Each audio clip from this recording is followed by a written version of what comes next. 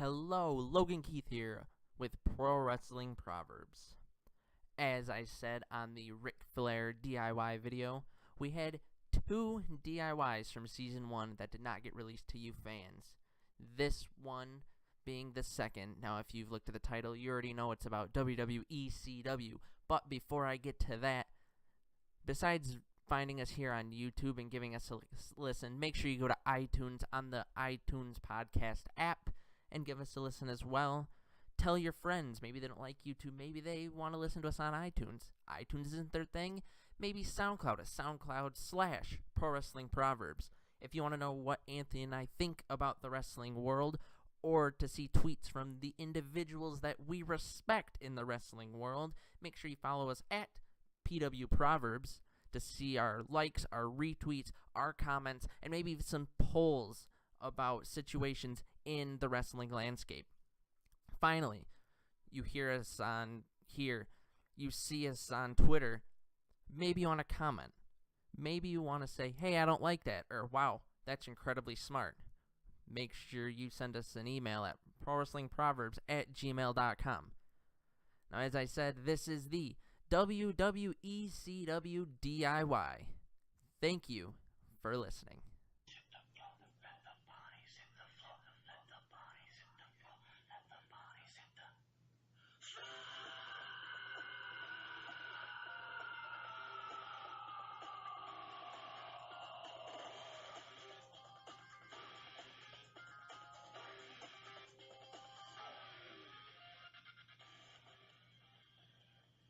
Paul Heyman's brainchild, ECW, made its return to television screens after 2 great pay-per-views, ECW One Night Stand and then ECW One Night Stand 2006.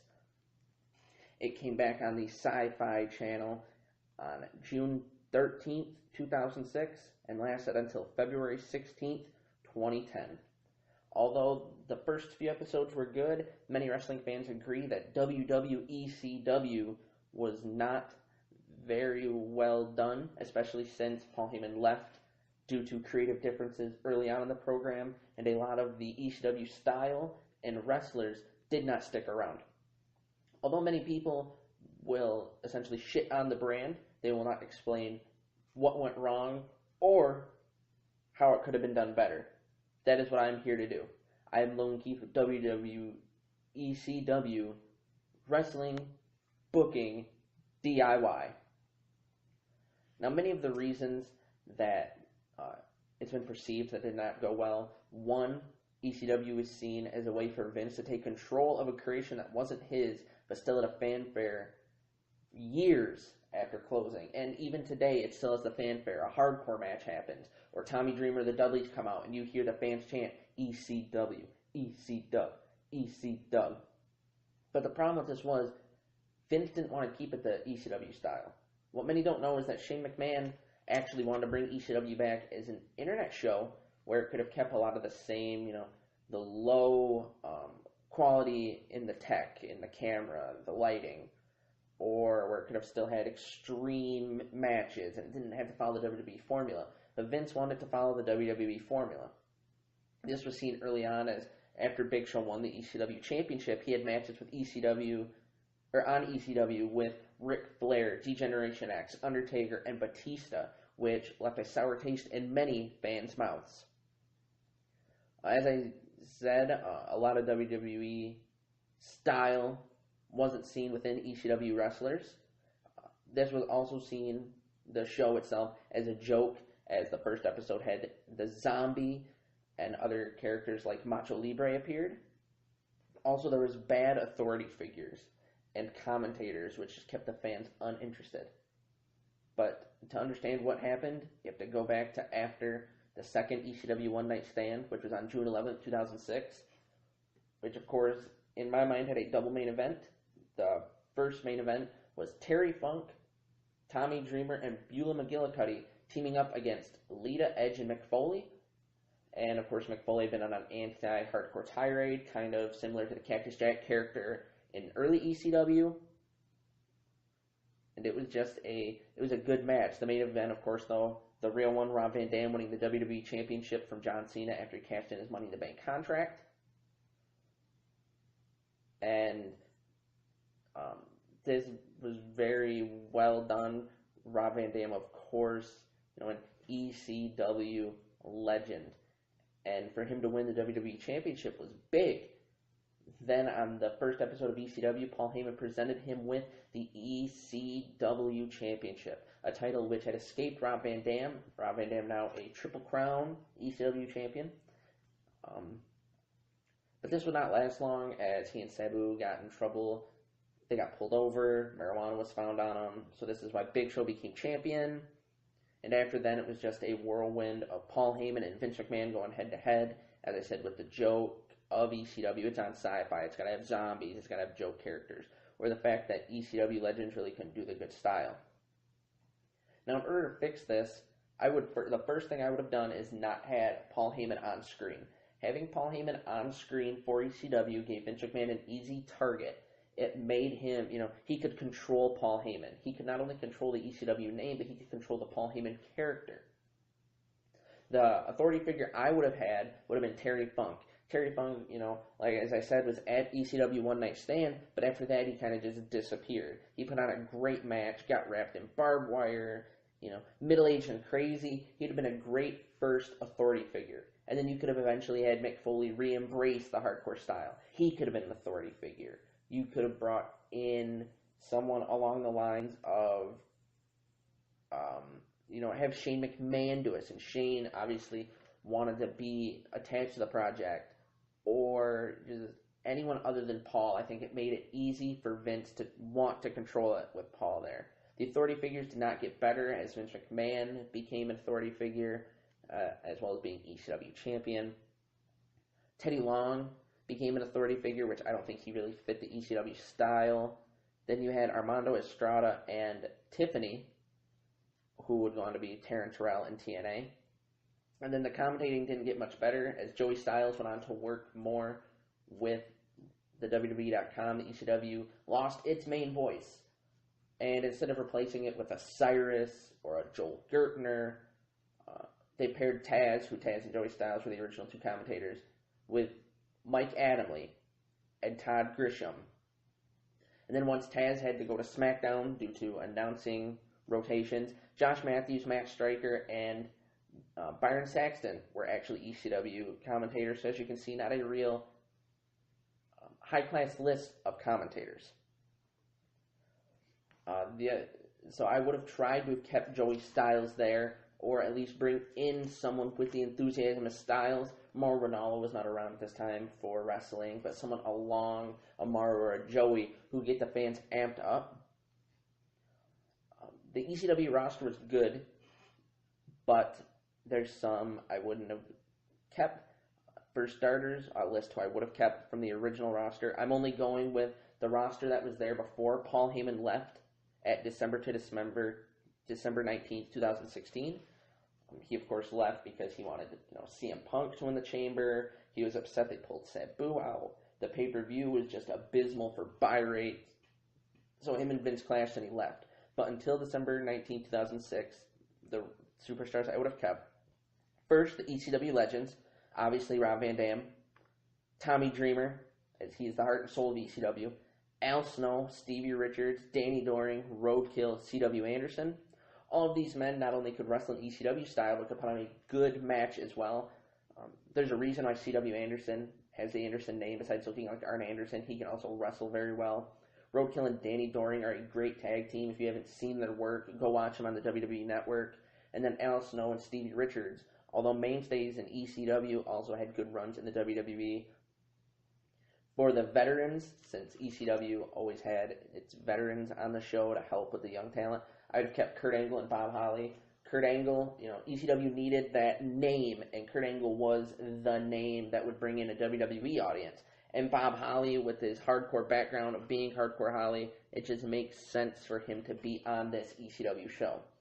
For the up-and-coming talent, I would have kept Elijah Burke, who went on to be Pope D'Angelo De Niro in TNA. He can wrestle a good match, and he's also charismatic. He can be a good heel. Shannon Moore, just because his punk look reminds you of something of ECW. CM Punk, because ECW was what propelled him.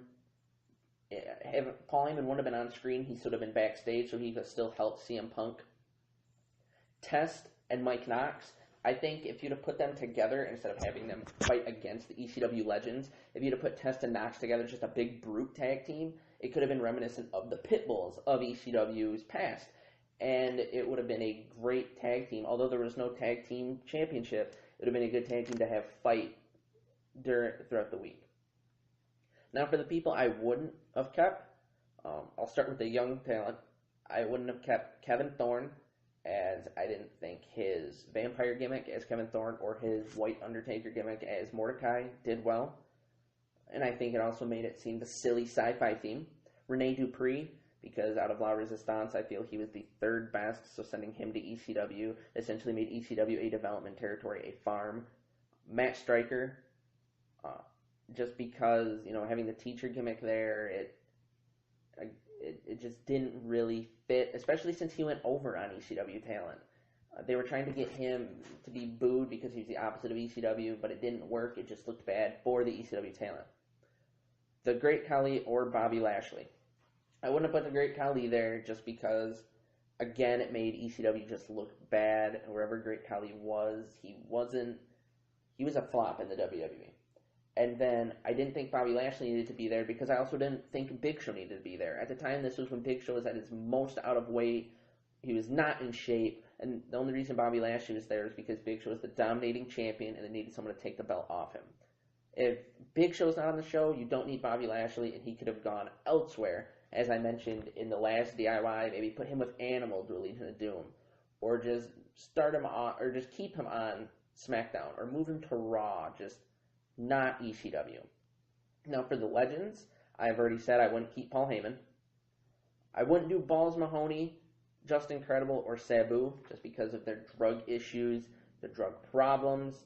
Balls and Sabu also couldn't wrestle great matches. Sabu had a couple memorable ones during his WWE run with Rey Mysterio, Big Show, and John Cena, but just with Sabu's not a wrestler, and he's to blame for Rob Van Dam getting in trouble with the getting pulled over, and that's also that to me Rob Van Dam getting stripped of the title that early is what started the downfall of ECW.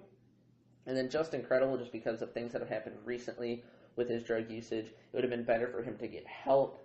And I think just having this little stint could have added to the negativity in his life. But still, with keeping who I said, and you still have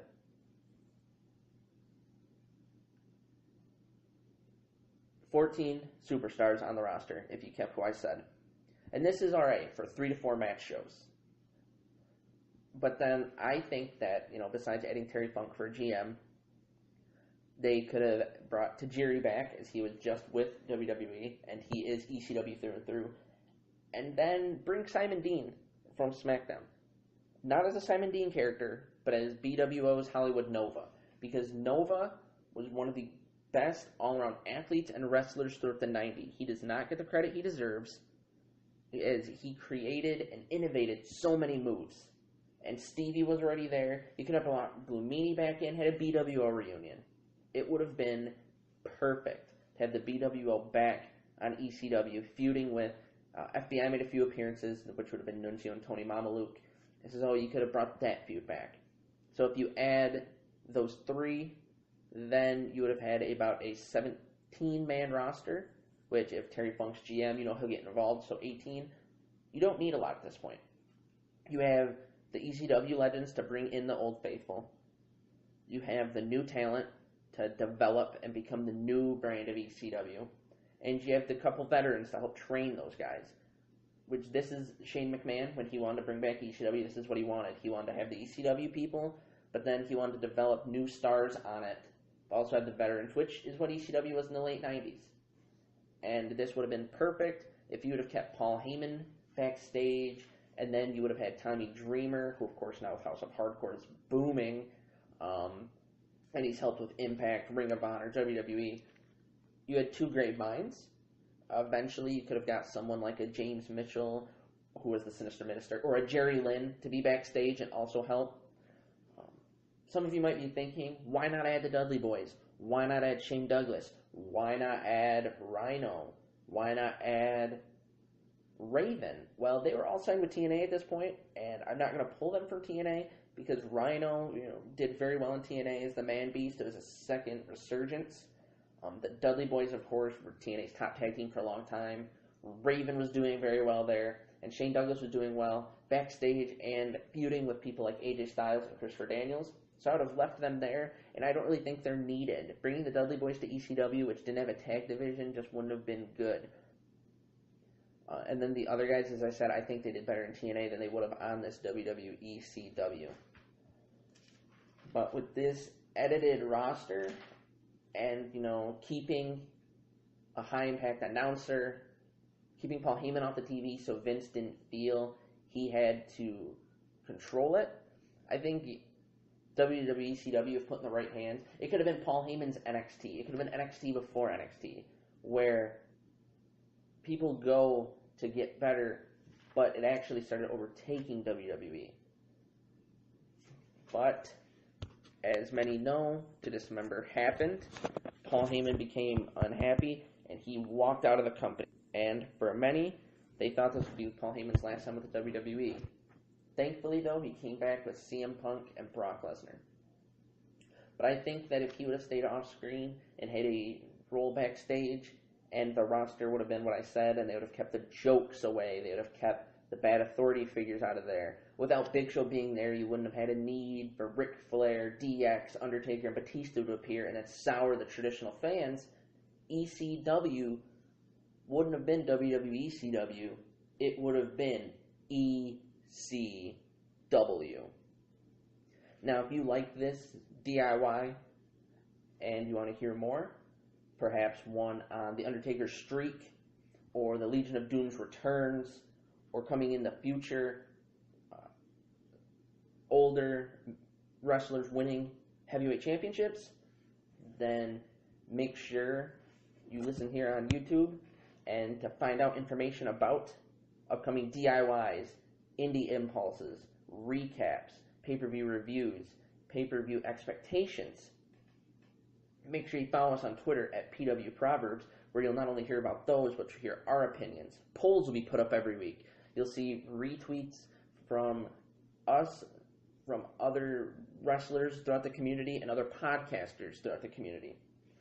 If you want to send us maybe a DIY that you want us to go over, or a poll you want us to put on Twitter, or maybe your opinion on WWECW. Did you enjoy anything? Do you want to comment on things I left out? Do you want to comment on things that I said I would cut or add? Make sure you email us on Gmail at ProWrestlingProverbs@gmail.com. And if you want to hear any recaps on upcoming pay-per-views, whether it be WWE, NXT, Ring of Honor, New Japan, Impact, make sure you follow us on SoundCloud at SoundCloud/ProWrestlingProverbs. I am Logan Keith, and this has been another edition of Pro Wrestling Booking DIY WWECW edition. ECW, ECW, ECW. Thank you for listening to this Pro Wrestling Proverbs DIY on WWECW. As I said previously, share us with your friends, whether it's here on YouTube, whether it's on the iTunes podcast app, or whether it's on SoundCloud at SoundCloud/ProWrestlingProverbs. How did you feel about WWECW? Were you upset that it wasn't the old Paul E. Dangerously Todd Gordon ECW, or were you happy to see at least some change within the WWE format? Let us know how you felt about it, whether it's on Twitter at PWProverbs with a quick little tweet telling us whether I had the right idea, the wrong idea, whether it would have been better in someone else's hands, or if it should have just left dormant on the shelf, or if you want to go into greater detail, or even have a question about it that I didn't cover in this. Make sure you email us at ProWrestlingProverbs@gmail.com. Once more, I am Logan Keith with Pro Wrestling Proverbs, and you have a great morning, eve, or night.